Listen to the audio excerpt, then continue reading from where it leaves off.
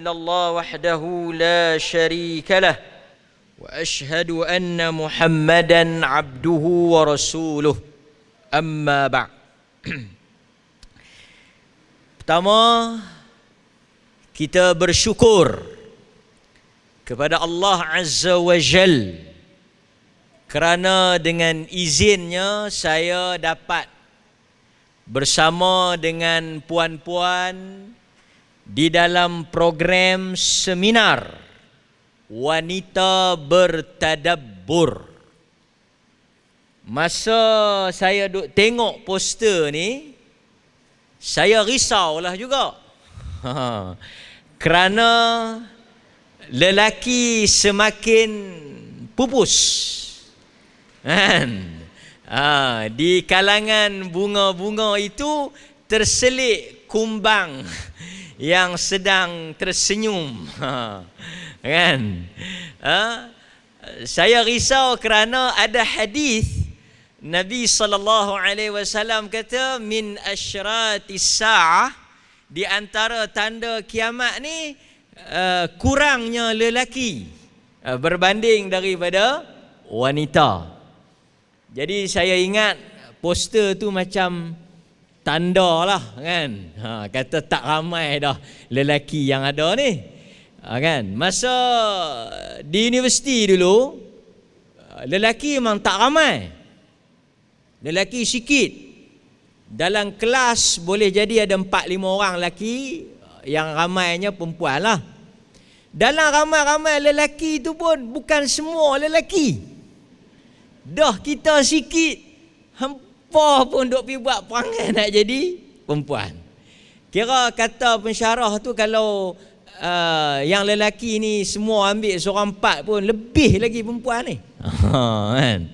Tapi saya nak habaq ya betapa besarnya kuasa wanita dalam keadaan sekarang ni. Jadi mana-mana orang yang nak bertanding kena jaga elok-elok lah orang perempuan ni. Kalau orang perempuan ni pusing, boleh rebah laki-laki ni. Itu saya intro sikit lah. Oleh kerana saya telah diberikan slot yang terakhir, maksudnya lepas saya ni tak ada orang ceramah. Nak bantah pun tak boleh dah program orang perempuan. Jadi saya kena terimalah seadanya. Dan saya rasa tuan-tuan pun samalah macam saya. Hujung-hujung ni cabaran banyak lah. Tambah saya nak bercakap ni pukul 12. Pukul 12 ni orang tak bercakap. Orang makan. Lepas tu ditambah pula dengan keadaan cuaca di luar yang semuanya itu mendayu-dayu, menggamit jiwa. Silap hari bulan boleh gugur. Kan? Jadi saya nak cuba ringkaskan dalam beberapa poin berkaitan dengan tajuk saya ni. Saya sekali lagi ucap terima kasih lah kepada pihak penganjur yang berjaya menghimpunkan muslimat, mukminat daripada kalangan wanita-wanita pada hari ini, mengadakan seminar yang sangat bagus, mengajak wanita-wanita ni mengetahui hak mereka dari sudut pandangan Al-Quran dan Sunnah. Dan saya berdiri di sini pun saya nak bercakap pada tuan-tuan juga apa yang sepatutnya kita semua, saya tak boleh katalah apa yang sepatutnya kita orang perempuan tahu, pasal saya lelaki kan. Tapi saya akan cubalah untuk bersikap adil pada tuan-tuan dan perempuan. Saya mengalu-ngalukan div-div kehormat, ahli-ahli panel tadi ni, yang saya tak lupakan Dr. Ashimah, ini pakar hadis daripada kalangan wanita, alim. Tuan-tuan boleh ikuti kelas beliau di Masjid Alwi. Beliau ada mengajar, saya ingat bulanan, doktor. Bulanan. Yang mana ada kelapangan, boleh hadir kuliah beliau. Tokoh yang sangat bagi saya berkelayakan lah di dalam bidang hadis. Tak ramai wanita yang ada kealiman dalam bidang hadis. Juga kepada puan kita daripada pasukan polis, kita ada peguam wanita kita, dan seterusnya tuan perempuan yang saya hormati sekalian. Tajuk yang diberikan kepada saya adalah berkaitan dengan Al-Quran menyantuni ataupun Al-Quran memelihara hak dan juga kedudukan wanita. Jadi apa yang saya nak sebut pada puan-puan sekalian? Saya akan ringkaskan dengan saya tidak akan menyentuh berkaitan dengan hadis. Saya akan fokus apa yang Quran sebut tentang orang perempuan. Sebab hadis tadi saya dah tengok ada diselesaikan oleh Dr. Roshimah dari sudut wanita dalam pandangan as-sunnah. Hadis lah. Jadi saya tak bolehlah nak ulang apa yang beliau sebut. Jadi saya nak cakap ni apa yang Quran kata. Apa yang Quran sebut tentang wanita. Sebelum kita nak pergi kepada ayat yang pertama yang saya nak kongsi dengan puan-puan sekalian dan semua yang melihat rancangan kita secara live. Sebelum kedatangan Islam, sebelum Islam dibawa oleh Nabi sallallahu alaihi wasallam, agama-agama sebelum daripada Islam, apa agama sekalipun, kesemuanya tidak ada yang membela dan mengangkat wanita ini setaraf dengan apa yang Islam buat. Dan saya akan sebut pada tuan-tuan. Kalau kita tengok dalam setengah ajaran, ni saya nak sebut. Sebab kadang-kadang ada orang rasa Islam itu menindas. Islam itu mengongkong. Islam meletakkan wanita pada kedudukan second class. Sehingga sebahagian wanita yang dia kata dia wanita Muslim, dia rasa dia lekeh. Kerana dia tak melihat daripada sumber yang betul, iaitu Quran. Saya akan buktikan bahawa menjadi wanita Muslim, membawa label Muslimah adalah satu kedudukan yang tinggi. Yang kadang-kadang orang rasa lekeh tu, orang rasa orang Islam ni lekeh, wanita Islam ni lekeh, takat duduk di dapur rumah, jadi hamba pada suami. Itu bukan Islam. Itu ialah kepahaman dia yang salah. Dan saya akan buktikan pada perempuan. Walaupun saya lelaki, tak patut saya cakap benda ni kan. Pasal yang ni macam buka kelemahan atau buka aib. Tapi saya kena sebut amanah. Saya nak sebut pada tuan-tuan. Ajaran sebelum Islam, sesetengah ajaran, umpamanya Greek Yunan dulu menganggap wanita sial. Mujuk tuan-tuan tak beranak jadi Yunan. Kalau tidak ni semua sel ni. Sebab itu kita ada kepahaman apabila boleh anak perempuan, dapat anak perempuan, dia tidak seuntung mendapat anak lelaki. Ada kepahaman ni di kalangan orang Melayu. Saya juga nak sebut pada tuan-tuan, perempuan. Ada agama yang dia menganggap wanita ni tak lebih seperti barang ya. Bukan Islam lah, ni saya nak buat tuan-tuan supaya banding. Bersyukur jadi orang Islam.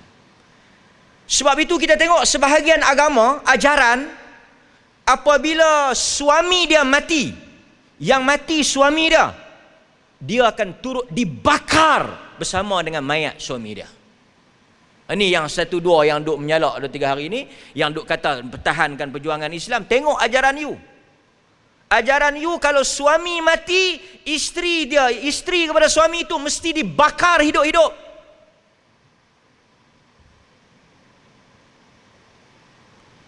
Arab jahiliyah sebelum Islam lagi dahsyat. Arab jahiliyah sebelum Islam mari, sebelum Al-Quran datang, orang perempuan ini tak lebih pada barang. Artinya kalaulah kata bapa dia mati, nanti saya akan sebut cerita tentang pembahagian harta pusaka, tentang harta anak yatim, ada hubung kait dengan apa? Hubung kait dengan kedudukan wanita sebelum Arab, sebelum Islam. Saya cerita sikit kat tuan-tuan, kita masuk tajuk. Pasal saya akan berhenti dalam masa yang sangat Singkat. Singkat saya lah. Tapi kalau tuan-tuan nak balik tak apa. Okey. Cuba saya nak sebut sikit. Ketika peperangan Uhud, ramai daripada kalangan tentera Islam terkorban. Ni saya nak cerita macam mana Islam angkat orang perempuan ni. Timbul kebimbangan di kalangan sahabat, apa yang akan berlaku pada anak-anak yatim. Wanita khususnya, isteri-isteri anak-anak yatim ni. Tuan-tuan tahu apa yang berlaku pada zaman sebelum Islam. Sebelum Islam, pada zaman Arab Jahiliyah, sekiranya suami mati atau ayah dia mati, tinggalkan isteri ke anak yatim ke apa semua, yang mana cantik, wali dia boleh kahwin, boleh ambil sebagai hak milik.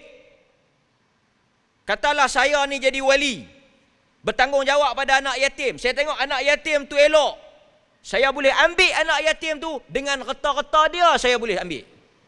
Dia tak ada kuasa untuk bantah.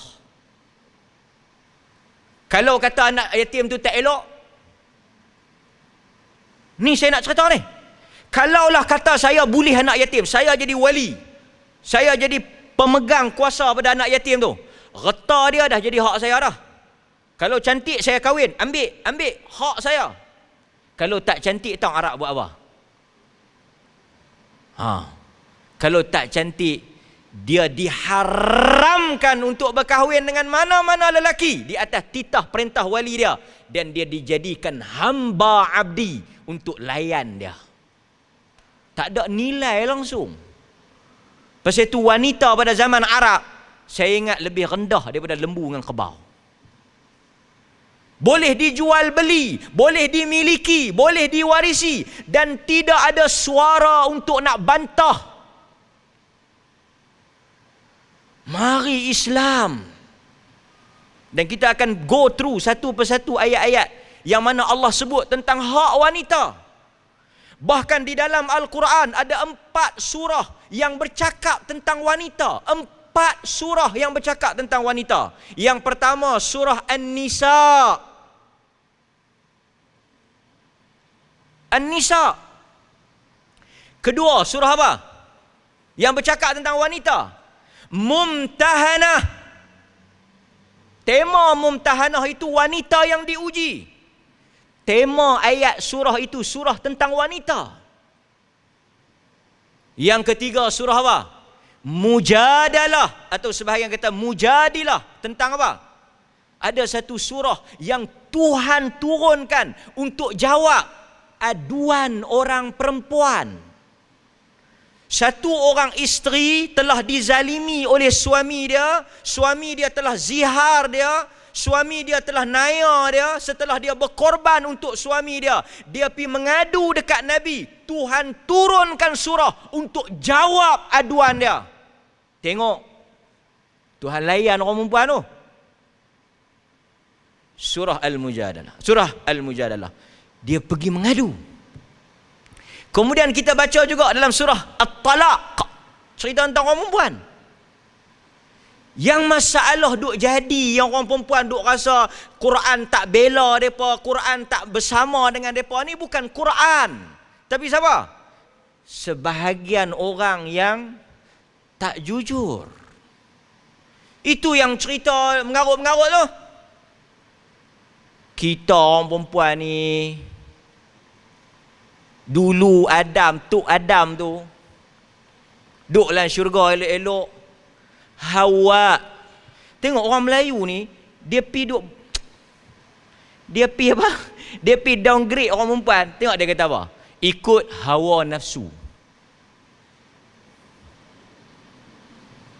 Ikut hawa nafsu. Dia tak kata nafsu, dia nak pi dia tenyeh juga hawa tu. Pasal apa Adam keluar? Adam kalau tak ada Hawa tak keluar, Hawa punca.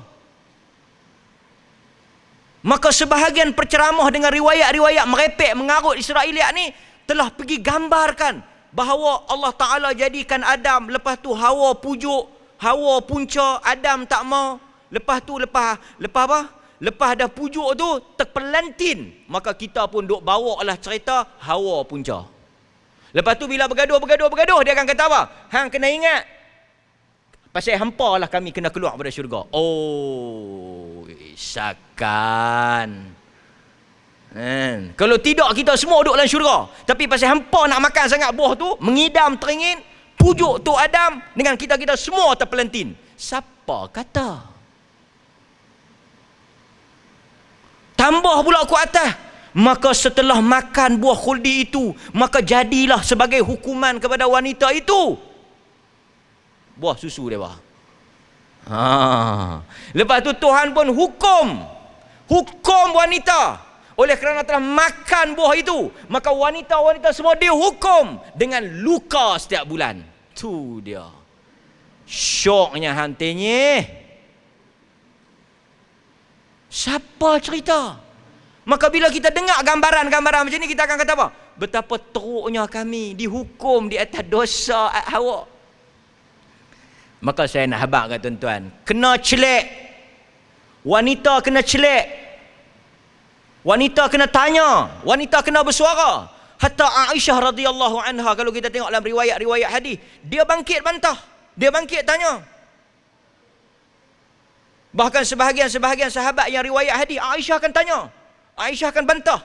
Antara hadis yang masyhur, apabila Nabi SAW kata batal semayang apabila lalu anjing hitam dan lalu wanita, Aisyah kata, adakah kau nak menyamakan kami dengan anjing hitam? Jadi isu lah. Saya nak habaq orang perempuan bercakap lah. Tak benarlah orang kata wanita soleh tu bila suami dia balik, dia pegang ayak sebelah tangan, dia pegang rotan. Oh, ni gambaran-gambaran sebahagian orang ni. Tuan-tuan semua ni, puan-puan semua ni, kalau nak masuk syurga, bila suami balik, pegang gelas satu, buah ayak. Lagi sebelah pegang apa? Pegang rotan. Buat apa? Bagi ayak. Sedap abang? Tak sedap. Noh rotan, buh belakang saya. Agama apa ni? Takkan kihayak tak sedap, dan hang pi minum kedai janda nu kenyang, duk balik buat tak sedap. Saya nak sebut ni pada lelaki-lelaki yang tak bertanggungjawab. Kalau lelaki-lelaki macam saya, tak payah duk melompat lah. Bukan semua macam tapi saya nak sebut hal itu. Baik. Di dalam Al-Quran, Allah Subhanahu wa taala, saya akan ringkaskan Al-Quran. Pertama kita akan baca dalam surah An-Nisa. Saya nak bagi tuan-tuan clear, saya nak bagi puan-puan clear, ibu-ibu, kakak-kakak yang dirahmati oleh Allah sekalian, saya nak bagi clear. Asal pada kedudukan orang perempuan adalah sama taraf dengan lelaki. Saya nak tanya kepada perempuan, kita masuk syurga di atas kota jantina? Sebab kita lama mana dah kita dimomokkan, kita telah ditanamkan bahawa wanita tak sama dengan lelaki. Sebaliknya Quran kata sama. Quran kata sama. Yang tak sama tu dari sudut apa? Yang tak sama tu dari sudut tugas, peranan, tanggungjawab. Itu yang tak sama. Dari sudut kedudukan, siapa-siapa yang beriman, dia boleh masuk. Tak masuk syurga kerana dia jantan. Dia kata, hang bukan tak semayang, pasal apa hang boleh masuk syurga? Patut 50 orang lelaki, tak cukup 5 orang, dia ambil kami. Oh, jadi hang masuk ni pasal nak bagi cukup kota lelaki lah. Dia tu, perempuan ni rajin semayang, tapi kota yang nak masuk syurga untuk orang perempuan penuh dah. Jadi dia tak boleh masuk. Oh. Takkan agama sengit macam ni. Sebab itu bila hadis tentang ramai wanita, saya tak boleh cakap tentang hadis pasal doktor cakap lah. Cuma saya nak sebutnya, tentu doktor ada sentuh tadi tentang hadis, kesalahpahaman tentang hadis wanita ramai dalam neraka tu, apa maksud dia, konteks dia macam mana, panjang cerita. Cuma orang lelaki-lelaki bila berkelahi, tu dia Allah hampa. Pasal itulah yang duk menjawab sangat ni. Pasal itu yang kelaku tak elok ni. Pasal ni banyak ni perangai lagu ni. Dia tak pernah baca, dia pun ada chance untuk masuk neraka. Quran kata sama. Siapa yang semayang, siapa yang puasa, siapa yang beriman, dia layak untuk masuk syurga. Saya nak tekankan sekali lagi, agama tak pernah double standard, agama tak pernah bias pada orang perempuan. Kalau orang perempuan tu semayang, puasa, buat segala apa yang perintah Tuhan suruh, dia akan masuk syurga. Laki-laki kalau dia tak semayang, dia tak akan masuk syurga. Simple. Maka sebab itu tuan-tuan hadirin mukminin, tidak ada kelas kedua. Wal mu'minuna wal mu'minat awliya'u ba'duhum ba'd. Quran kata, dan orang-orang lelaki yang beriman dan orang-orang perempuan yang beriman, mereka itu antara satu sama lain adalah saling tolong menolong. Dia kata dah kalau sama, kenapa kami tak boleh jadi tu imam? Amboi. Dia nak jadi tu imam juga. Dia kata dah sama, kenapa kami tak boleh jadi tu imam? Kenapa orang lelaki-lelaki je boleh jadi tu imam? Ini bukan soal sama kata maksud dia lagu tu. Soalnya kesesuaian. Nampak faham? Orang lelaki-lelaki kalau nak petikai pun boleh. Siapa-siapa yang mati beranak boleh masuk syurga, dapat syahid. Kenapa kami tak boleh dapat benda tu? Kacau kita. Kalau kita nak petikai, orang lelaki pun boleh petikai. Tapi ini peranan dia, peranan. Tuan-tuan faham tak? Orang lelaki kalau nak petikai pun banyak. Hampa syok lah. Sebulan, seminggu boleh cuti. Kami sampai kemati kena mayang. Macam mana? Siapa saya nak habangnya kalau kita duk pakai akal orang kampung macam tu, tak pi mana kita? Okey, saya nak bawa pada tuan-tuan. Pertama, di dalam Al-Quran, Allah Azza wa Jal sebut tentang, sebab dia kata Al-Quran menyantuni wanita. Nombor satu apa dia? Nombor satu, tuan-tuan kena sedar, Al-Quran memelihara hak wanita. Al-Quran memelihara hak wanita. Seperti mana Allah Subhanahu wa taala berfirman dalam suratul Baqarah ayat 228. Saya baca terjemahannya kerana kita nak ringkaskan masa, kerana banyak benda yang saya nak kongsi kepada perempuan semua. Dan para wanita mempunyai hak yang seimbang dengan kewajipannya menurut cara yang ma'ruf. Akan tetapi para suami mempunyai tingkatan yang lebih daripada isterinya. Dan Allah Maha perkasa lagi maha bijaksana. Al-Baqarah 228. Apa yang kita nak syahid dia di mana? Apa poin kita? Quran kata, dan para wanita mempunyai hak yang seimbang dengan kewajipannya. Quran mengiktiraf hak wanita. Sat lagi saya sebut hak apa? Jadi nak kata orang perempuan tak ada hak, tak betul. Quran kata ada, sama, seimbang dengan kewajipan dia. Bahkan kalau tuan-tuan betul-betul faham agama ni macam yang Nabi ajak, Allah besar rahmat jadi orang perempuan. Lah ni 30 hari bulan, tuan-tuan tak penin bil layak, tuan-tuan tak penin bil elektrik, tuan-tuan tak penin bak beras gula kopi. Tuan-tuan mai dengar forum, balik sekejap lagi lena.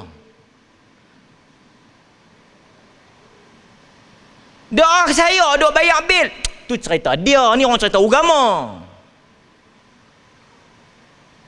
Saya kata dari sudut agama ni, dari sudut agama tuan-tuan fikir lepas ni nak pi seminar mana, lepas ni nak pi forum mana, lepas ni nak pi kursus mana. Tak payah duk fikir rumah sebulan kena bayar berapa, OPR naik ke apa, tak gaduh. Yang nak fikir tu hak yang berjambang ni. Tu Quran sebut. Quran sebut. So ni yang saya nak sebut. Saya nak bagi tahu kat tuan-tuan, supaya bila tuan-tuan balik nanti, tuan-tuan balik dalam keadaan menuntut hak. Kita baliklah menuntut hak ni. Kita nak balik gegarkan, bukanlah berkelahi, nak gegarkan rumah supaya kita boleh berdiri sama tinggi, duduk sama rendah. Hatta kita belajar kan, kita mengaji kan, isteri dia boleh ambil duit suami, yang mana suami tak boleh ambil duit isteri. Dan kalau suami ambil duit, isteri ambil duit suami, halal. Tapi kalau suami ambil duit isteri, dia kira hutang. Dan sekiranya sampai kalau suami itu mati sebelum dia dapat bahagian faraid dia sebagai isteri, kena bayar lu hutang dia. Dia kata, "Pok hampa ada hutang aku RM300 beli beras bulan lepas tak bayar. Hampa bayar tu waktu dulu. Lepas tu baru kita faraid." Hak dia. Isteri. Cuma kadang-kadang kita tak faham, kita tak tahu. Lepas tu pi pula pejabat agama lagu Datuk Mufti kata, luka tani, bubuh tani apa semua, pecah kepala. Sabar. Kalau kita bercerai, bergegar arasy Allah Ta'ala. Yang bergegar tu bukan arasy Allah. Ni otak saya dah bergegar lah ni. Tak ada hadis macam ni. Abghadul halal 'inda Allah at-talaq. Benda yang paling Tuhan benci, yang halal adalah talak. Tak sabit daripada Nabi SAW. Bahkan banyak hadis mari jumpa Nabi. Nabi SAW kata, "Hama ke tak mau?" Tak mau. Tiba mai kat sebahagian orang, saya tak mau sebut ustaz-ustaz, sebahagian orang, sabarlah kau. Yang kena penendang, yang kena penumbuk, yang nak pecah kepala, yang kena katuk dengan batu ni siapa dia? Bukan ustaz tu. Dia duduk tersandak dalam aircon, sabarlah. Innallaha ma'as sabirin. Allah bersama orang-orang sabar. Setiap pukulan di dunia ni ada balasan dia di syurga. Bos dah ketahuan. Hari banyak pada Nabi mengadu, Nabi pisahkan. Quran kata kalau hak wanita, Quran kata hampa kahwin, tuan-tuan, tidak ada akad yang lebih besar dalam agama ini daripada akad perkahwinan. Tidak ada akad ni kontrak atau kontrak. Tak ada kontrak, tak ada benda yang lebih besar daripada kontrak perkahwinan. Pasal apa? Kerana akad perkahwinan itu menghalalkan wanita itu. Kita pergi beli akad jual beli ada, akad sewa, akad segala macam akad dalam Islam. Tapi akad yang paling besar akad pernikahan. Pasal itu saya kecewa dan duka cita bila dengar ramai orang nak, bukanlah cerai itu tak boleh, tapi pukul isteri ni kita tak boleh terima lah agama. Yang saya akan sebut bab pukul ni, tapi sebelum tu kita cerita dulu hak tuan-tuan. Kan?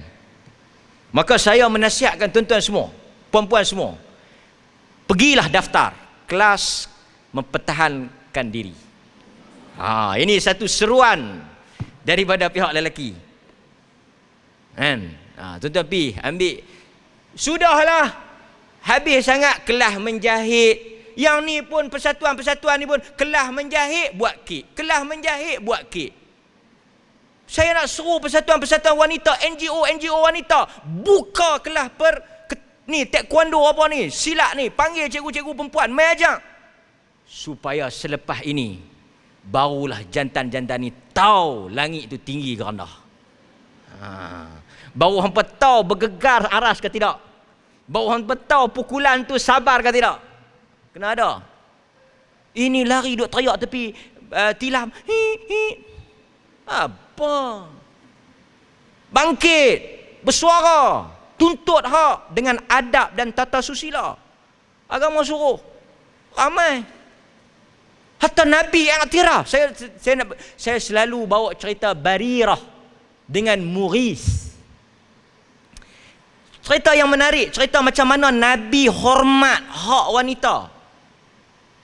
Sebab kita sebut soal hak, Quran ni dia iktiraf hak wanita tau. Tuan-tuan bisa dengar, nanti boleh cerita, Dr. Hashimah boleh cerita kalau saya silap. Barirah perempuan, dia kahwin dengan Mughis, suami dia, laki lah. Depa dua asal hamba. Lepas tu Barirah ni dia merdeka. Artinya dia, kalau salah seorang merdeka dia boleh pisah lah. Barirah ni dia tak mau dah dekat Mughis ni. Mughis ni tak apa nak elok lah. Tapi Mughis ni dia punya angau dia. Dia duk teriak, dia duk ikut ni. Apa Barirah ni? Ikut. Dia duk ikut lah Barirah ni, ikut. Dia baik. Nabi tengok Barirah ni, Nabi kesian. Nabi nak masuk campur lah.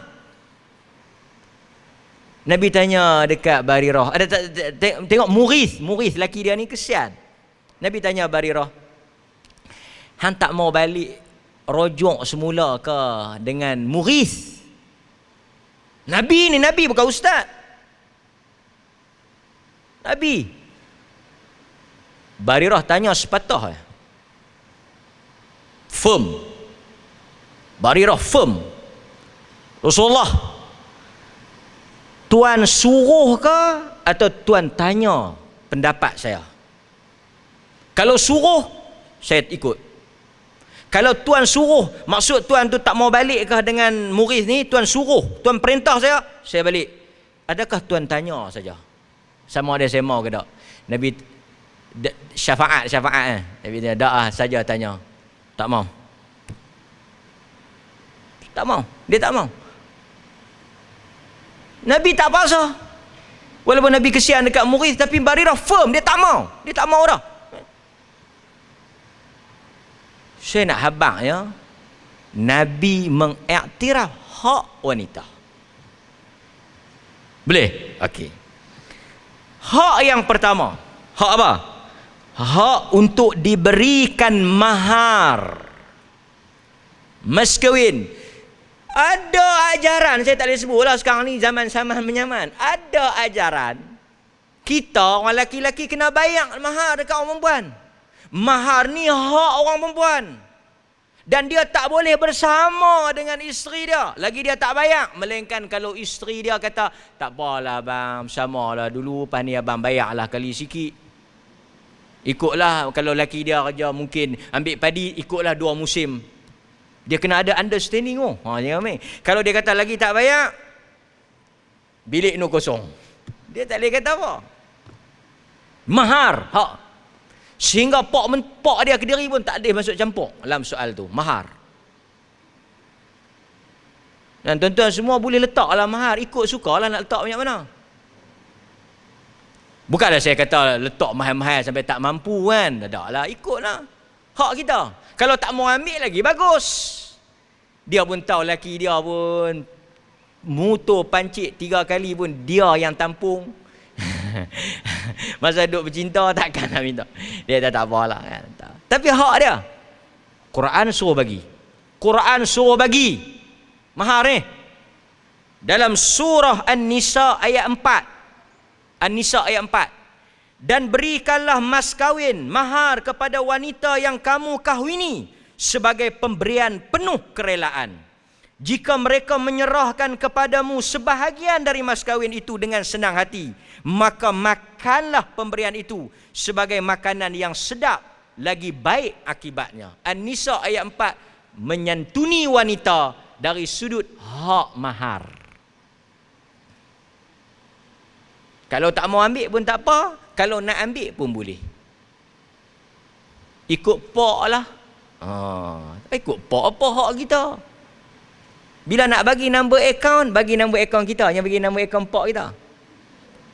Awak takut dia scam kita. Mahar kan. Cuma saya nak sebut sikit, mahar ni tak wajib kita sebut masa akad nikah. Kan? Akad nikah ni nama pun tak wajib sebut. Kan? Kalau gamak payah sangat, mahar pun bubuh pelik-pelik. RM312 nang kupang 4 duit. Yang kawan tu gelabah nak sebut lagi. Duk ingat 4 duit 16 apa? Itu urusan dia apa? Ui, setengah-setengah dia nak sebut tu. Bukanlah wajib kan? Baik. Itu yang pertama. Yang kedua apa dia? Yang kedua, nampak? Hatta dalam isu cerai sebelum bersama juga ada disebut tentang hak wanita. Tadi dia sebut hak apa? Nafkah, hak mahar. Yang kedua, Al-Quran menyantuni wanita. Poin yang kedua. Apa dia?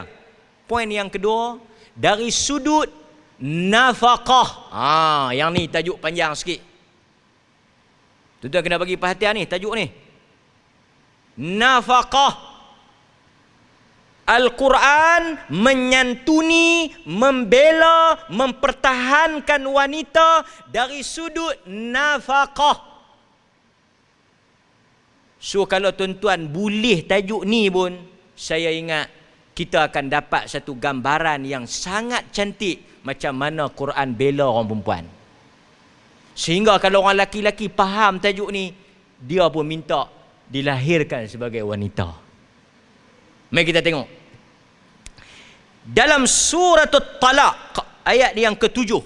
Suratul Talaq ayat yang ke-7, Allah Azza wa Jalla sebut. Ada ayat yang ke-6 pun sama, ayat yang ke-7 sama. Kita tengok ayat yang ke-6. Dan tempatkanlah mereka para isteri di mana kamu bertempat tinggal menurut kemampuanmu. Dan janganlah kamu menyusahkan mereka dan menyempitkan hati mereka. Dan jika mereka, yakni para isteri itu, sudah ditalak dalam keadaan sedang hamil, maka berikanlah kepada mereka nafkah sehingga mereka bersalin. Siapa ni? Quran. Quran kata kena bagi tempat tinggal. Dan kalau hampa cerai mereka duduk tengah mengandung, hampa kena tanggung sampai beranak. Kalau kata dia cerai tu umur sebulan, 2 bulan, baru duduk muntah apa semua, dia kena tanggung sampai nu. Satu perempuan, saya tak tahu, yang peguam pergi mana ni? Saya nak cakap bab undang-undang takut silap. Tapi bagus juga dia tak ada, kalau saya silap pun tak ada siapa boleh tahu. Satu orang perempuan mai dekat saya. Dia kata, Ustaz, saya nak pi mahkamah, nak bincang hadanah, hak jaga anak ni. Saya takutlah Ustaz. Takut apa? Saya takut saat lagi suami saya dia akan bangkit dalam mahkamah, kata saya ni tak ada kerja. Kebanyakan isteri-isteri ni tak ada kerja. Memang mereka tak disuruh kerja. Sebab itu saya kata wanita yang kerja ada kelebihan, wanita yang tak kerja pun ada kelebihan. Tak payah kita nak bandingkan. Kalau kita nak buat seminar kelebihan wanita bekerja, wanita yang tak bekerja pun boleh buat seminar. Tak sudah. Dia macam siapa dulu, ayam ke telur? Tak payah. Saya boleh sebut kelebihan wanita bekerja, dan saya sebut kepada kelebihan, ada orang kata bagus perempuan tak bekerja. Saya kata tak betul. Di zaman Nabi, Asma kerja, Aisyah kerja. Apa dia ni, Fatimah kerja. Kan? Masalah mereka ni, wanita tak boleh kerja, wanita tak boleh kerja. Bila pergi hospital, mereka nak beranak, mereka heran, doktor semua lelaki. Dah tak pergi kerja. Ini satu bab juga. Kan? Tak apa, tang kerja sekali saya cerita. Saya nak cerita tentang dia mai dia. Saya takut sekali lagi suami saya kata saya tak kerja. Macam mana saya nak bela anak? Ni.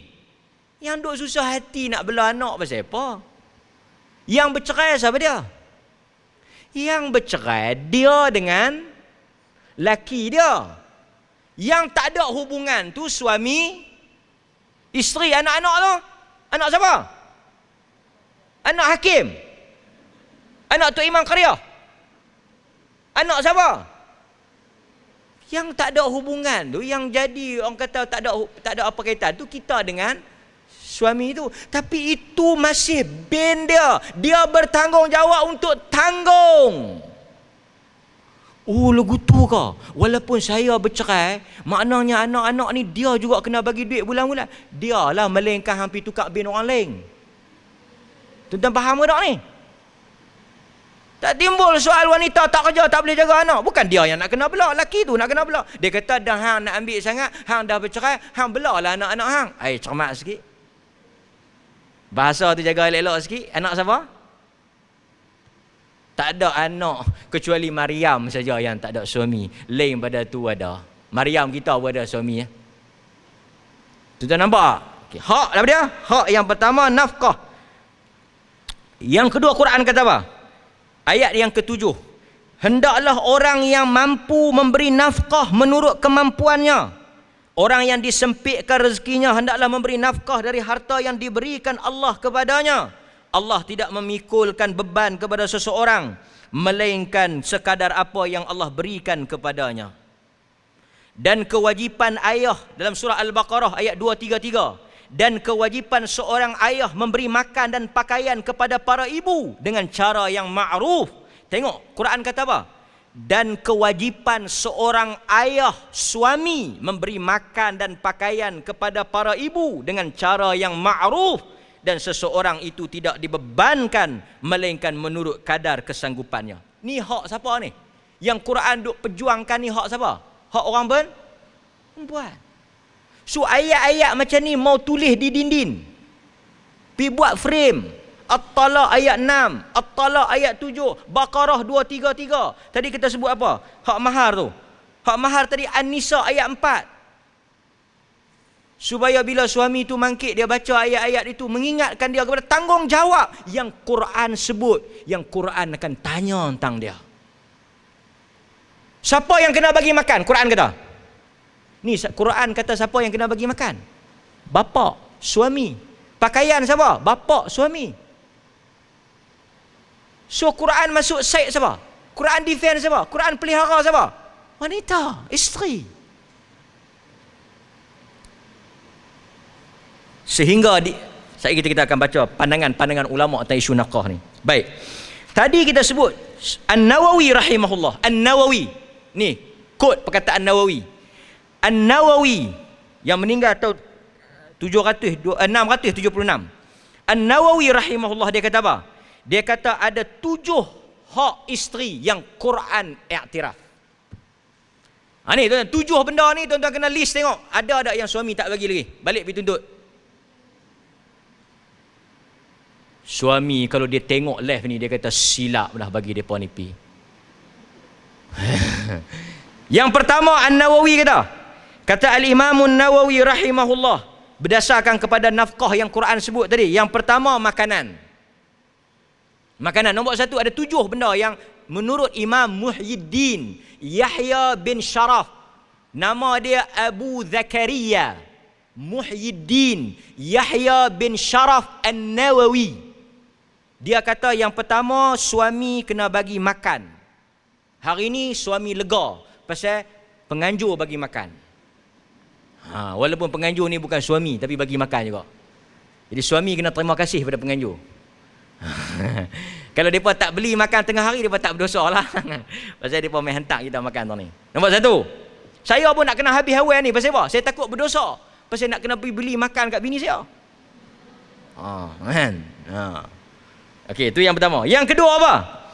Kata Imam Nawawi, dia kena menyediakan segala bahan-bahan seperti rempah ratus, bawang, minyak masak, garam, gula, lauk pauk dan sebagainya. Tu suami kena. Dia kena sedia. Maksudnya dia kena bayar. Ni ada suami, boleh ustaz, saya boleh pergi beli habak bila? Dialah hang pergi beli, duit siapa? Kad bini dia. Ada pula dah ambil barang kan. Lepas tu suruh kad. Nak tekan nak wave tak boleh. Kantoi datang tu. Dia suruh kad. Kemah suruh kad. Lepas tu cashier kata tak boleh wave. Kena masuk pin. Dia kalut. Dia kata pin lah. Allah, dia kata telefon bini. Dia kata ni, nombor pin apa hang? Allah, malu tuan-tuan. Pakai mah kah? Bayar pakai kad bini. Tuan-tuan faham ke tak ni? Kau tuan-tuan semua kata, saya lah tu ustaz. Aduh, letih saya. Saya ceramah boleh lah. Tuan-tuan jangan kata, bagus ustaz. Jangan. Saya takut tuan. Takat 4 dia. Kad pun ada 1 ya. Baik. So saya sambung boleh. Tahu tadi? Dia kena sedia. Yang kedua, An-Nawawi kata, suami yang mampu dan isteri itu pada kedudukan yang tinggi, dia wajib menyediakan maid untuk isteri dia. Katalah dia pergi menikah dengan anak orang kaya yang depa ni termenum dengan kembung pun tak erti beza. Kan? Dan dia tu pula mampu. Dia panggil kafaah. Sekufu kan. Dia kena sedia orang gaji. Dia kata, ustaz, bini saya ni bukan boleh basuh pinggan. Kalau dia kena gelur, tangan dia mengelembung. Hang kena percaya orang gaji. Wajib. Itu termasuk dalam apa? Wa'ashiruhunna bil ma'ruf. Yang keempat, pakaian. Jadi saya tengok tuan-tuan semua di sini, suami-suami tak berdosa lah. Pasal semua ada pakaian. Ni. Dia kata, apa pula ni? Duit saya yang beli. Siapa suruh beli pakai duit Kediri?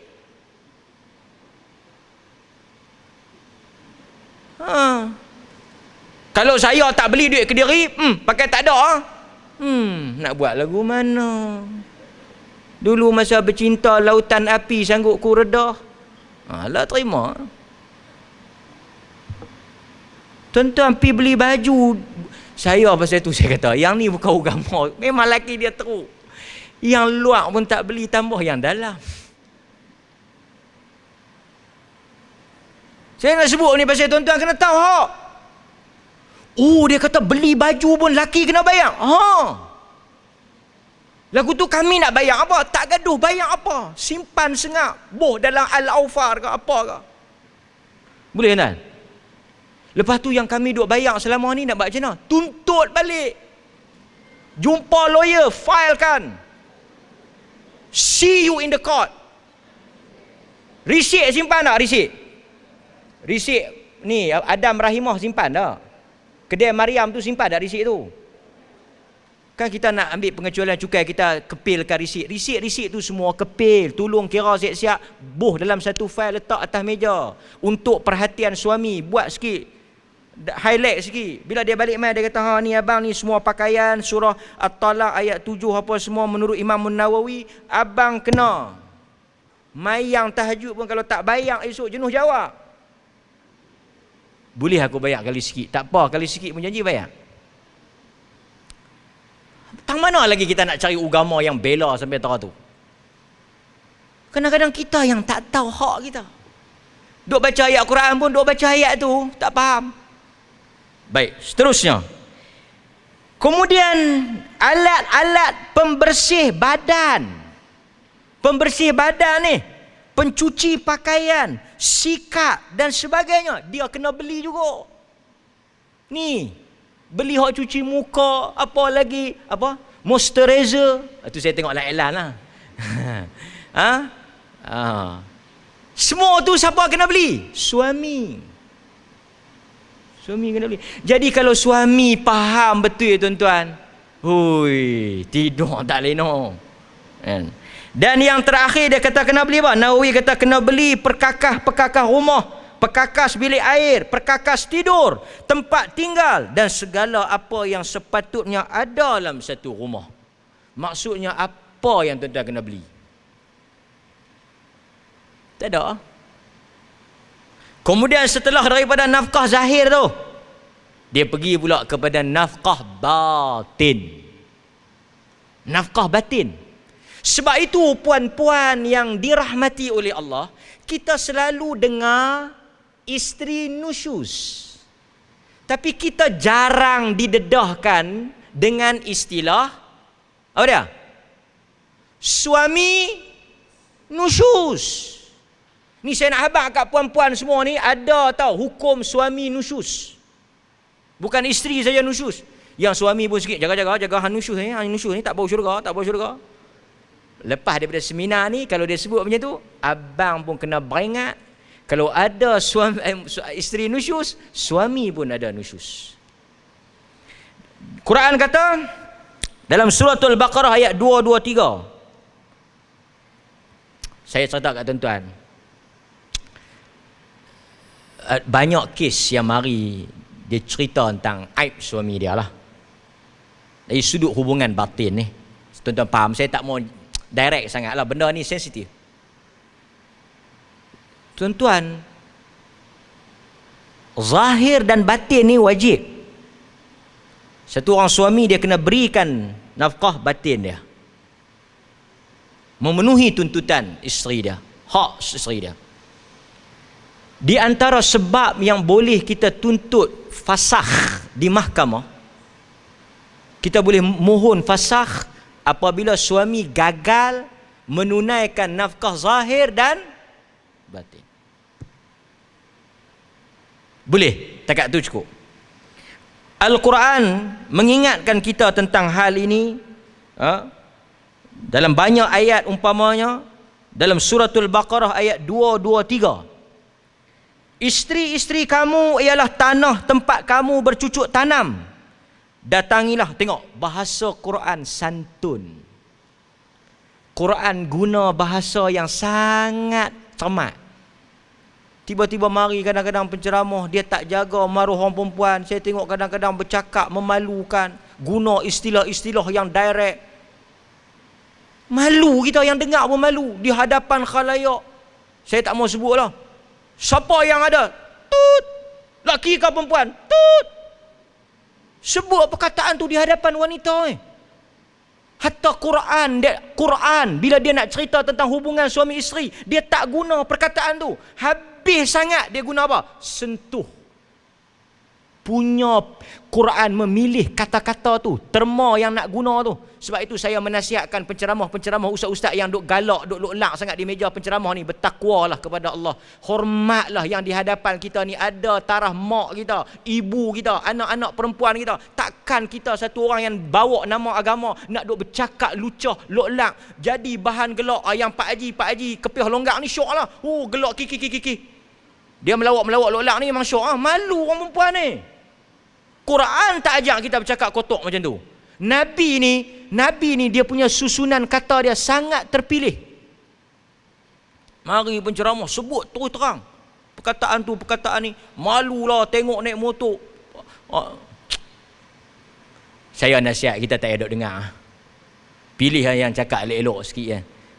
Quran kata, dan isteri-isteri kamu ialah tempat kamu bercucuk tanam. Datangilah tanah tempat bercucuk tanam itu sebagaimana yang kamu kehendaki.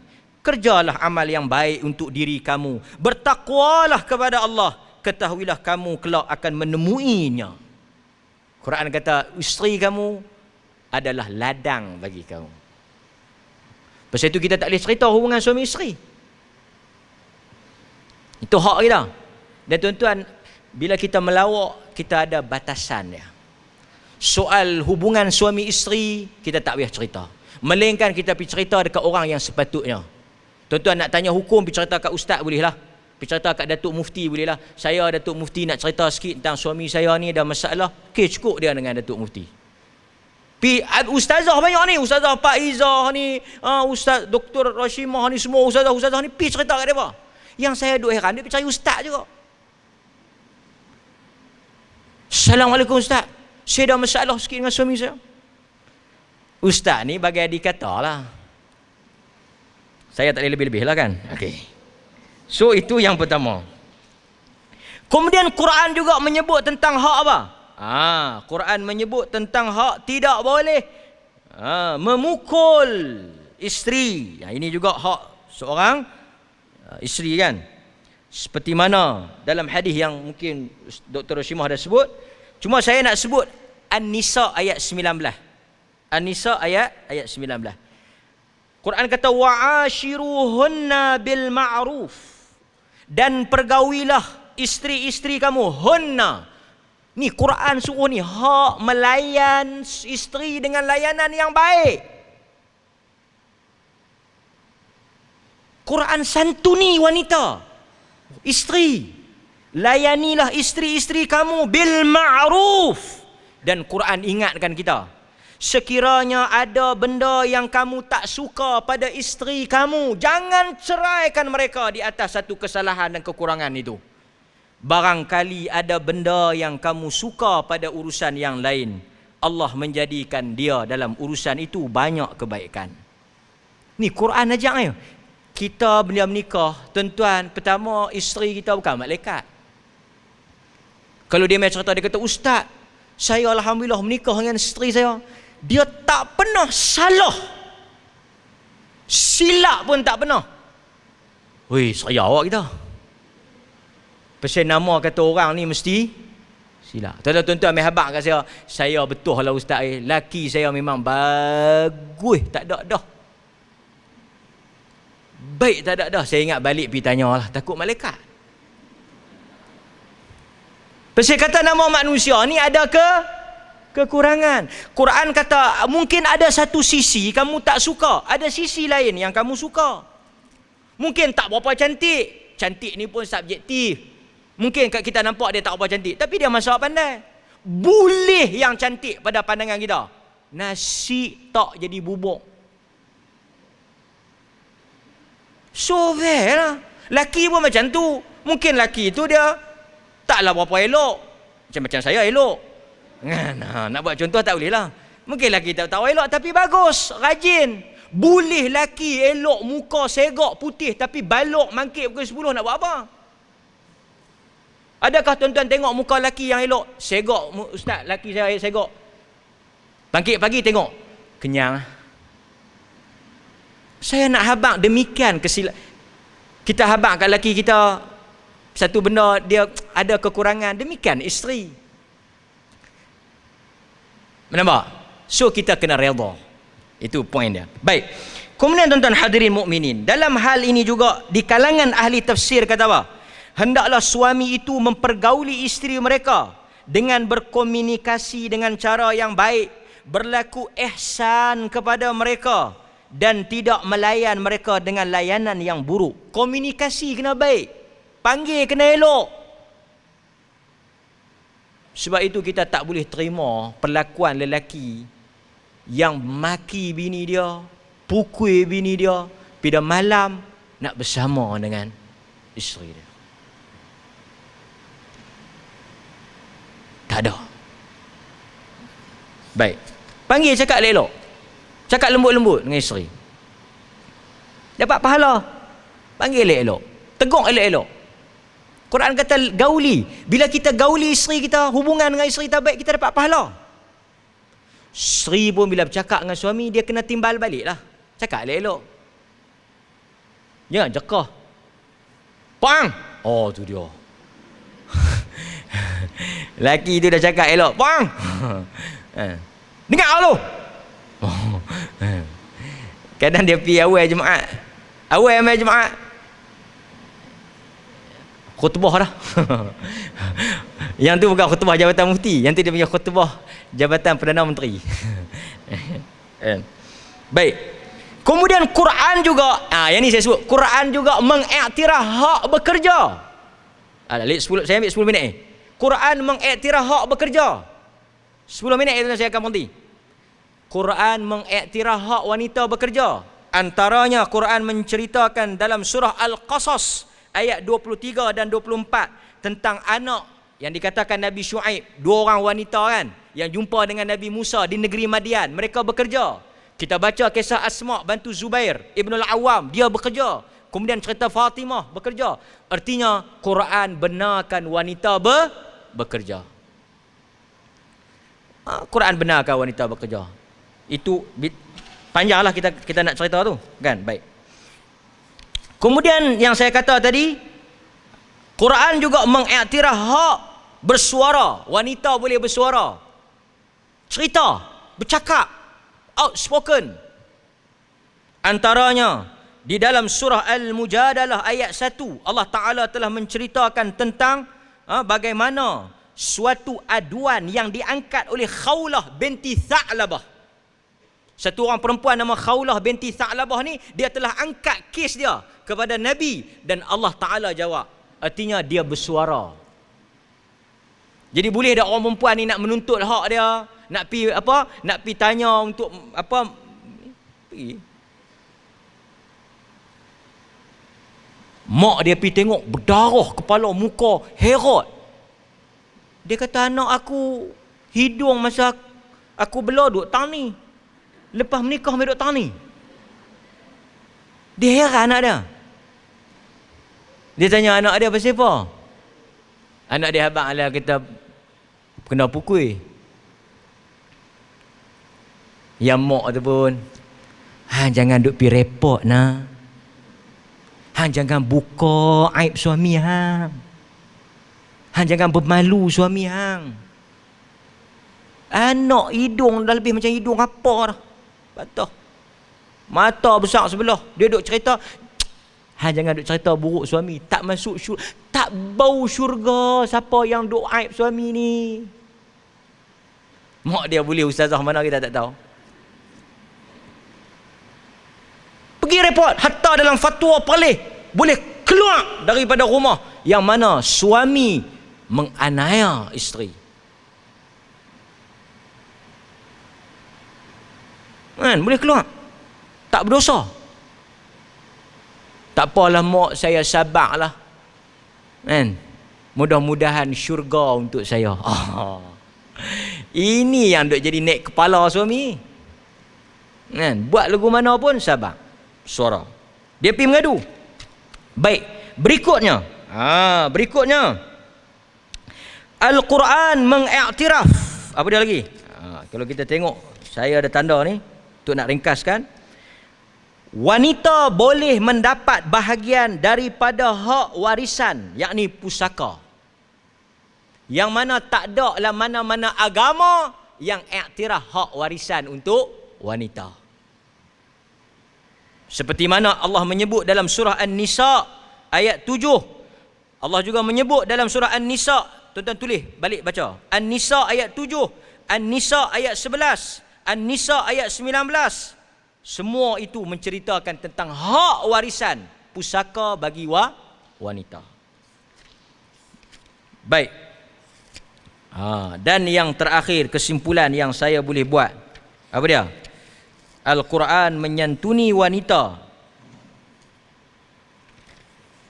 apabila Al-Quran mensifatkan wanita dan isteri ini sebagai pakaian di antara satu sama lain. Bahkan kalau tuan-tuan tengok, banyaklah kalau saya nak sebut apa dia ni tentang hak-hak wanita ni, cuma saya nak ambil 2 ayat dalam suratul Baqarah ayat 187. Allah Subhanahu wa taala menyatakan, hunna libasul lakum wa antum libasul lahun. Hunna, isteri-isteri kamu lah pakaian bagi kamu, dan mereka juga adalah pakaian bagi isteri pakaian bagi suami, suami pakaian bagi isteri. Pasal apa Quran guna perkataan pakaian? Kita pakai baju ni untuk apa? Nombor satu, nak bagi cantik. Suami kena layan isteri, isteri kena layan suami, supaya kedua-duanya saling cantik mencantikkan. Yang kedua, pakaian ni selain daripada untuk mencantikkan kita, kita pakai nak bagi nampak cantik. Apa dia fungsi pakaian? Menutup aib dan keburukan. So, suami isteri tak boleh buka aib pada perkara yang sepatutnya lah. Betul, tak boleh buka pada perkara sepatutnya. Seperti apa? Benda yang tak patut cerita, tak payah cerita lah. Suami dia mengerohsakan, tak payah cerita lah tajuk tu. Dia kata, hang nak tahu tak, suami aku ni, aku pun tak boleh nak beza antara enjin bot dengan dia. Oh, yang tu tak boleh.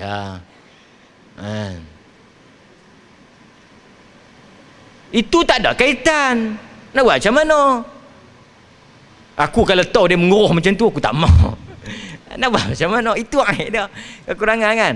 Ada korak ke, ada panau ke, kita tak ingat cerita lah. Tapi kalau aib yang maksudnya kelakuan buruk dia, ataupun sifat dia yang menyelisihi syarak, permintaan dia yang pelik-pelik, tindak tanduk dia yang buruk, yang ni tuan-tuan wajib pergi cerita. Tak boleh biar. Pasal itu ramai isteri-isteri di zaman Nabi pergi mengadu kat Nabi. Men, okey. Satu lagi, nampak? Ni orang perempuan. Bagaimana orang Quran layan orang perempuan ni? Orang perempuan kena menyusu, betul tak? Tengok Quran kata apa? Surah Al-Baqarah 233 tadi. Surah Al-Baqarah 233. Quran kata, dan ibu-ibu hendaklah menyusukan anak-anak mereka selama 2 tahun genap bagi orang yang hendak menyempurnakan penyusuan itu. Quran sebut orang perempuan kena menyusu. Betul lah orang lelaki-lelaki nak menyusu macam mana? Okey, yang tu tugas apa? Tugas apa? Tugas orang perempuan. Kita tak petikai. Orang lelaki-lelaki buat apa? Tengok, Quran kata wa 'alal mauludi lahu rizquhunna, dan untuk bapa suami wajib memberi makan dan pakaian kepada ibu itu menurut cara yang sepatutnya. Kata ahli tafsir. Tuan-tuan, sebelum kita nak baca tafsir, tuan-tuan tahu ada orang perempuan yang suruh tafsir Quran balik. Dia berkata apa? Dia berkata tak aci semua tafsir ni orang jantan tulis. Jadi semua masuk belah depa. Oi, sakan. Ni tengok ni, ahli tafsir di kalangan orang lelaki kata apa? Tanggungjawab isteri mengandung, melahirkan anak, menyusukan anak. Tanggungjawab suami menyediakan kelengkapan dari segi makanan, minuman, pakaian, supaya isteri tersebut dapat menunaikan tanggungjawabnya. Hendaklah suami menjaga keselamatan dan segala urusan, dan nafkah diberi mengikut kadar kemampuan. Itu dia. Ini dia nak kena menyusu, dia nak kena pergi kerja. Saya jumpa banyak. Sambil duduk menyusu sambil ni. Mana suami? Suami duduk berzikir di rumah. Menyusu. Nampak? Al-Baqarah ayat 233. Baik. Dan yang terakhir. Last saya nak ambil. Kalau tuan-tuan ada soalan, kita tengok ayat yang cerita tentang nusyus dalam surah An-Nisa ayat 128. Allah Ta'ala kata apa? Dan jika seorang perempuan bimbang akan timbul dari suaminya nusyus atau tidak melayaninya, maka tidak salah bagi mereka suami isteri untuk membuat perdamaian di antara mereka berdua dengan cara yang baik. Saya ulang sekali lagi. Dan jika seorang perempuan bimbang akan timbul dari suaminya nusyus kebencian dan tidak melayaninya, maka tidak salah bagi mereka untuk membuat perdamaian di antara mereka berdua. Berdasarkan ayat ini, ada di kalangan ahli tafsir mengatakan adanya nusyus bagi suami kepada isteri. Nampak?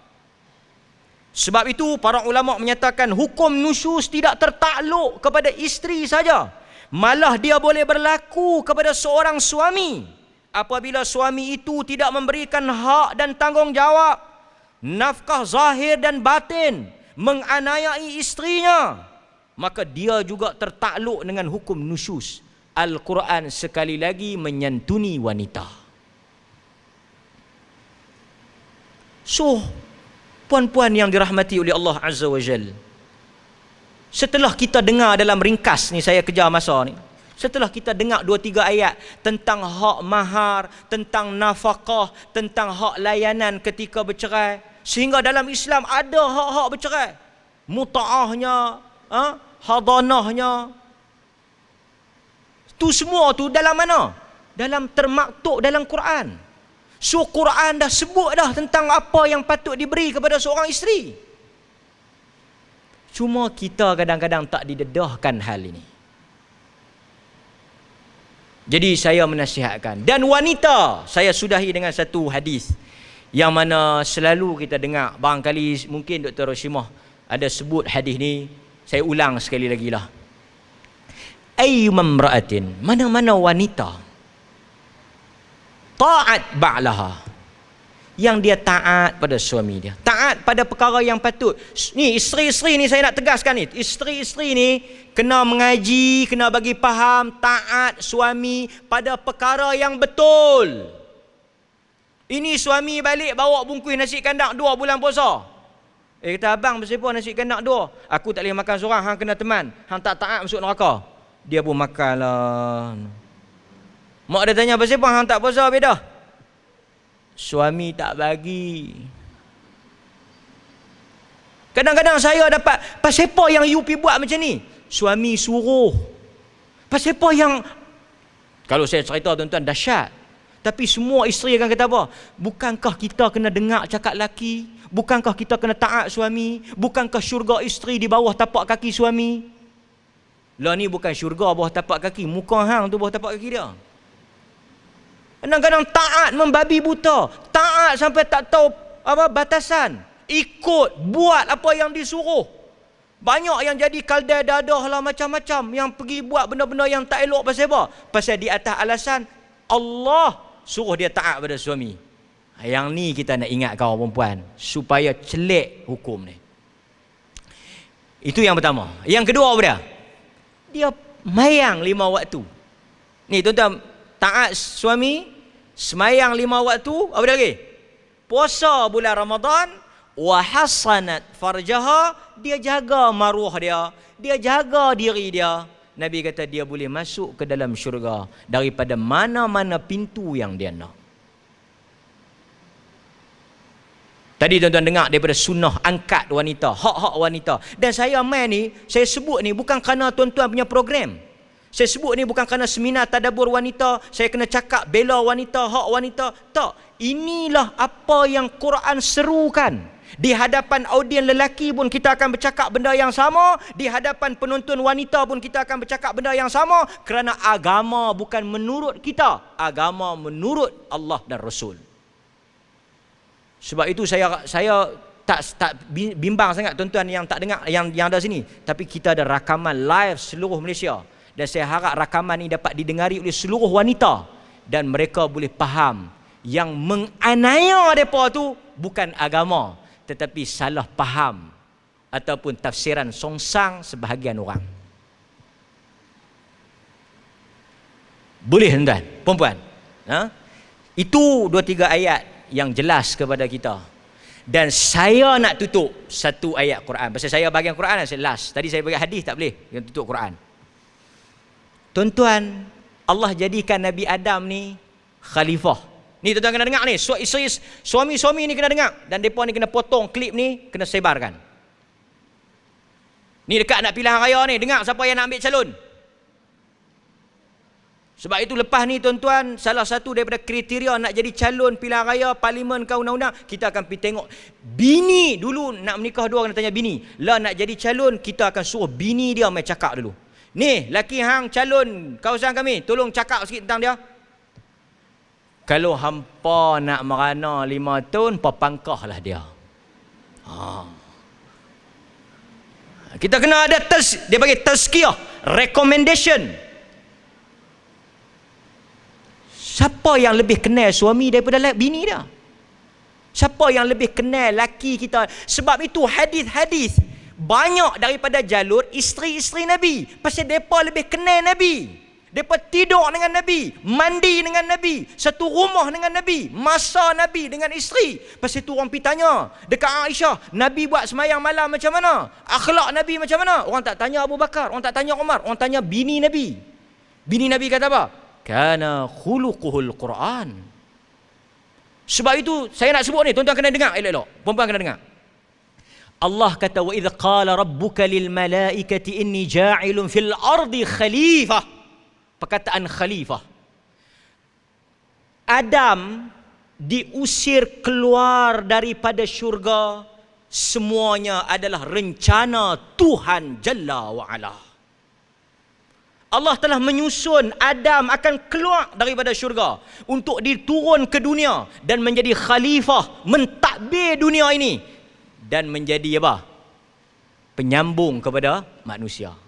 Tuan-tuan tengok macam mana Tuhan ajak kita. Lepas Adam duduk dalam syurga, ada penceramah kata Adam ni dia sunyi, dia duduk sorang-sorang. Ni dia bukan duduk kangat. Adam duduk mana? Duduk dalam syurga nak sunyi apa?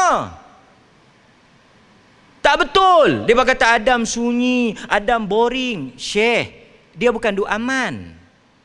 Bukan duduk aman sentral, dia duduk dalam syurga, nak boring apa? Tuhan memang nak jadikan wanita.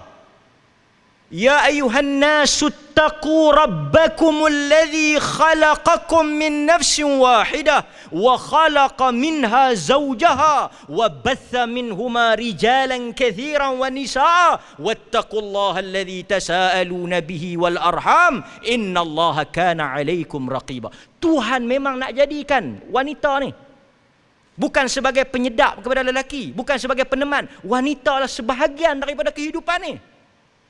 Sebelum Tuhan lantik Adam khalifah, sebelum Tuhan hantar Adam sebagai khalifah, sebelum manusia ni jadi khalifah, Tuhan suruh Adam jadi khalifah kat siapa lu? Saya nak beritahu tu. Sebelum Adam jadi anak cucu keturunan dia, membiak, mentadbir dan menguruskan dunia ni, Tuhan bagi kat dia siapa lu? Hawa. Nampak tak macam mana Tuhan atur?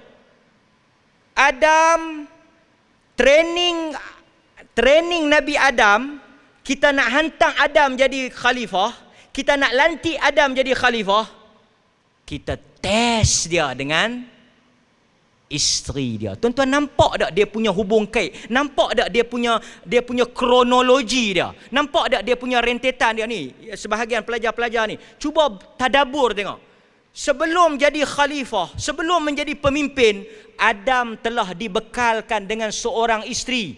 You train isteri you. You didik, tarbiyah isteri you. Kalau you berjaya manage isteri you, barulah you boleh tampil ke dalam masyarakat. Bini dulu ke masyarakat dulu? Perempuan? Bini dulu. Adam, Allah bagi Hawa, latih, asuh, tarbiyah. Lepas tu lahir anak-anak, baru jadi masyarakat. Maksudnya, tanggungjawab tugas yang terbesar seorang suami lelaki adalah mendidik, mengasuh, mentarbiyah, membentuk isteri. Kalau itu pun gagal, depa balas balik perempuan. Depa balas balik. Depa kata kalau nak pakai model tu Nabi Nuh. Akal jenuh Nabi Nuh, Nabi tu bukan soal dia gagal. Itu soal isteri dia yang tak mau. So sebab itu hadirin mukminin, suami-suami di luar sana, Quran mengingatkan kita tentang kronologi Adam sebagai khalifah. Bentuk, tarbiyah isteri, lepas tu baru tampil kepada masyarakat. Pasal itu dalam surah At-Tahrim, ayat yang ke-6, surah tu nombor 66. Surah nombor 66, ayat nombor 6. Balik buka. 666. Apa Quran kata? Ya ayyuhallazina amanu qu anfusakum wa ahlikum nara. Tuhan sebut dua golongan. Satu jaga diri, yang kedua jaga ahli keluarga kamu. So hadirin mukminin, saya menasihatkan diri saya sebagai seorang suami, juga sebagai seorang bapa. Ini tanggungjawab saya sebelum Allah Ta'ala tanya tentang masyarakat. Mudah-mudahan ayat-ayat yang saya kongsi tadi memberi gambaran bahawa Al-Quran membela, mempertahan dan menjaga hak wanita. Yang tuan-tuan dengar, yang duk naya, yang duk tindah, yang duk perkena orang perempuan tu, bukan Quran. Saya ucap sekali lagi terima kasih. Tepat pukul 1 saya nanti. Terima kasih kepada pihak penganjur dan seluruh mereka yang terlibat. Mudah-mudahan Allah Subhanahu Wa Taala memberikan rahmat dan keberkatannya kepada kita. Dan saya ucap sekali lagi terima kasih kepada puan-puan yang sudi duduk, saya faham pagi tadi, sampailah kepada jam pukul 1 ni. Semoga apa yang kita dapat pada hari ini menjadikan kita semakin cinta kepada Al-Quran, dekat dengan Al-Quran, dan yang lebih besar, kita faham bahawa Allah sayang pada orang perempuan ni. Wassallallahu ala nabiyyina Muhammad wa ala alihi wa sahbihi wasallam. Walhamdulillahi rabbil alamin. Assalamualaikum warahmatullahi wabarakatuh.